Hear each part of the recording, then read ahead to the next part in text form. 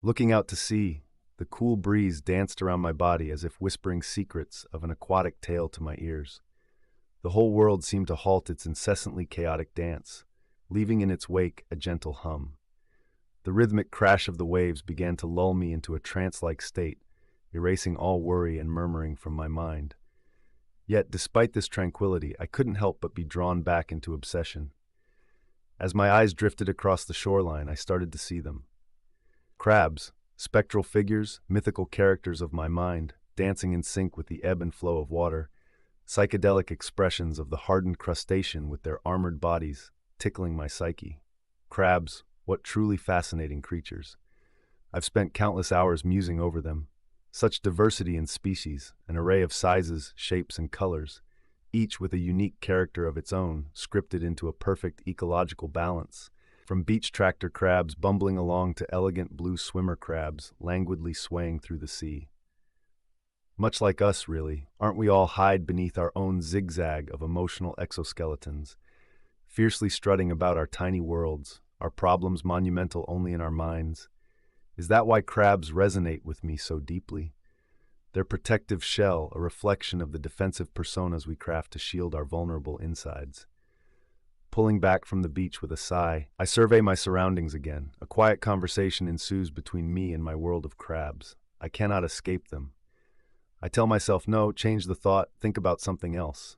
So I start to think about the beauties of nature, the land and sea, the flora and fauna, the unwritten rhythm of life that pulses through each organism.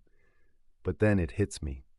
Even there, the crabs find their place in my thoughts, their symbiosis with the natural world, much like ours.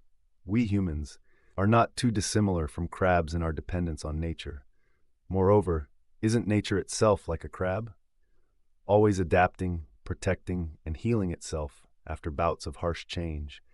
Just like our crustacean friends hiding beneath sand when it becomes too hot, or dive into the sea when the threat appears. Slowly but surely my mind drew that parallel, and I wonder, am I crazy? Thinking about their life cycle strikes me again with the elegance of their silent struggle. Marvelous little creatures enduring their arduous journey from larvae to full-grown adults, not too unlike how we humans grow. So small, so insignificant perhaps, yet so resilient, just like us, just like me. From the soft fluttering of the waves to the melodious songs of the seagulls, everything seems to be saying crabs to me.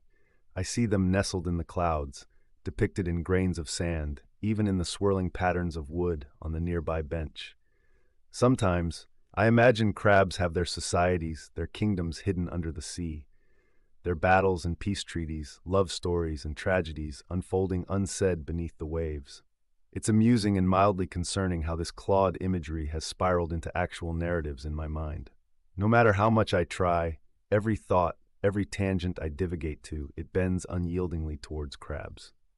Can't shed my identity or defining characteristics now more than a crab can escape its own shell. I've learned to accept it. I've learned to imbibe this love for crabs into me, and it's seeped into my identity now. As day turns into night, I, the solitary beach wanderer, continue my silent dialogue with my mind, finding peace and wisdom in my very own crab-centric universe. Perhaps in another life I was a crab, or perhaps in the next life I'll become one. Either way, with the persuasive serenade of the waves and the soft glow of the setting sun, I'll always be here, forever the crab philosopher. And that's the end of my 30-minute crab monologue. The sun has set, and the crabs in my mind retreat just like their real counterparts. But they'll be back, of course. They always do. And I think tomorrow they'll have another story to tell.